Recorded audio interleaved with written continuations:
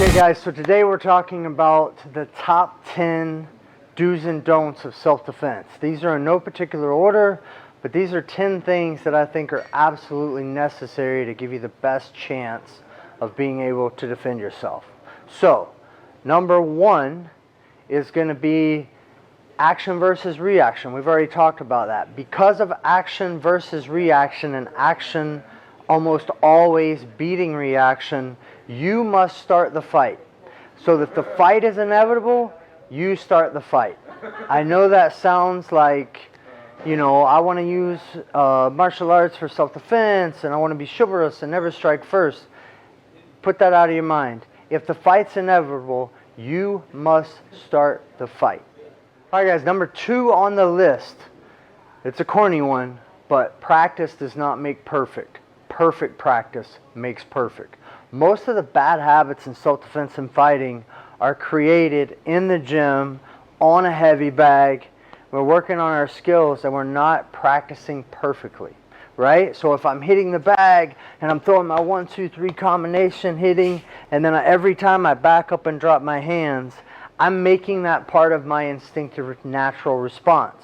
So under stress in a fight, why would I think that I'm going to throw a couple of punches and then bring my hands up to my face if I've practiced over and over and over again dropping them after every combo, right? The other thing that you need to practice is running away. So it might be that I throw one hard strike and then I burst and run away. You can't think that you're going to run away from a situation if you never practice running. So remember, perfect practice makes perfect. Okay, so third on the list is something called the OODA Loop. And the OODA Loop was designed by Colonel John Boyd as a way of effective decision making. So OODA stands for observe, orient, decide, and act. So observe would be the awareness. That's the most important piece. Noticing that something's off, seeing something that doesn't seem right, and paying attention to that. So we observe something that's not right. Orient would be, now that we see that threat, we want to orient ourselves to the situation. So maybe how far is the threat from me? Do they have a weapon? Are there multiple attackers? Can I run? Where are the exits? There's a bunch of things that I need to know to be able to orient myself to that situation. Next is decide. I make a decision and then I act on it. After I go all the way through the OODA loop, I come back to observe to see what happened from my initial awareness. Alright guys, number 4 on the list is something that Krav Maga has a name for, right? Groin strikes, fingers to the eyes, biting, gnashing of teeth. So all of this is what's under the veil of dirty techniques. And a lot of people don't want to think about putting their fingers in someone's eyes or shin kicking someone in the groin if they have to defend themselves. But remember, if we go back to action, reaction, and I want to start the fight, I want to make sure that that first strike is devastating, especially if I'm a smaller person against a larger attacker. So fighting dirty is a way to ensure going home safe to your family. So number 5, we never want to go to a secondary location. If we are approached or attacked in a particular spot or in a park, we don't want to go farther into the park or behind some trees or behind a building or let them put us in a car or a van and take us away from our primary location where we were first attacked. We must put up our defense wherever it is we're attacked. If you go to a secondary location, your chances of survival decrease immensely. So remember, don't let them take you anywhere. Put up your fight right where you're attacked. Okay guys, so number 6 on the do's and don'ts of self-defense. If someone has a knife on me, they have a gun on me, they're coming to attack me, if I have the option to run, I'm going to run. If he puts the knife to my neck, whoa, there's nothing stopping me from running, right? Only if he's grabbing me or grabbing my shirt or keeping me in the fight do I want to stay in the fight.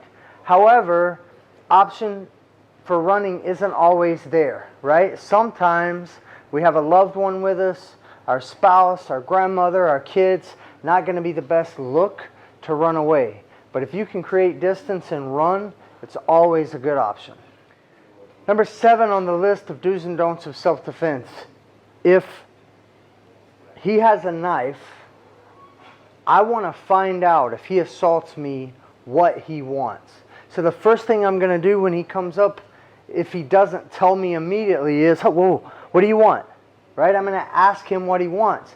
The reason for that is it might be something I'm willing to comply with. Right? It might be that he wants my money.